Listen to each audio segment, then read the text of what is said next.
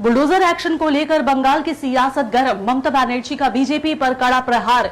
बंगाल की संस्कृति बुलडोजर राज को कभी भी स्वीकार नहीं करती। ममता बनर्जी ने कहा है कि बंगाल की संस्कृति बुलडोजर राजनीति में विश्वास नहीं करती है। उन्होंने आरोप लगाया है कि सरकार गरीबों के घर और रोजी रोटी पर हमला कर रही है। हावड़ा, तिलजला और पार्क सर्कस में हुई कार्रवाई को लेकर भी उन्होंने सवाल उठाए।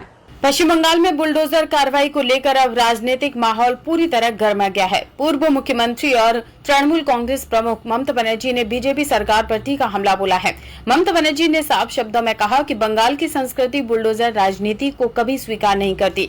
उनका कहना है कि आम लोगों के घर, दुकान और रोजी रोटी पर हमला किसी भी कीमत पर सही नहीं हो सकता। सोशल मीडिया प्लेटफॉर्म एक्स पर जारी अपने बयान में ममता बनर्जी ने कहा कि राजनीतिक अहंकार की कीमत अब गरीब लोग चुका रहे हैं। उन्होंने हावड़ा स्टेशन इलाके में चलाए गए अतिक्रमण हटाने के अभियान का भी जिक्र किया। साथ ही तिलजला और पार्क सर्कस इलाके में लोगों के विरोध और गुस्से को सरकार की नाकामी बताया। ममता बनर्जी का आरोप है कि सरकार इंसानियत से ज्यादा दिखावे की राजनीति में लगी हुई है। उन्होंने कहा कि बंगाल रविंद्रनाथ टैगोर और नेताजी सुभाष चंद्र बोस की धरती है और यहाँ डर, ताकत और बुलडोजर से शासन नहीं चलाया जा सकता। उन्होंने कहा कि दिहाड़ी मजदूर, फुटपाथ दुकानदार और छोटे कारोबारी कई सालों की मेहनत से अपना जीवन खड़ा करते हैं, लेकिन सरकार की कार्रवाई उनके सम्मान और जिंदगी पर सीधा हमला कर रही है।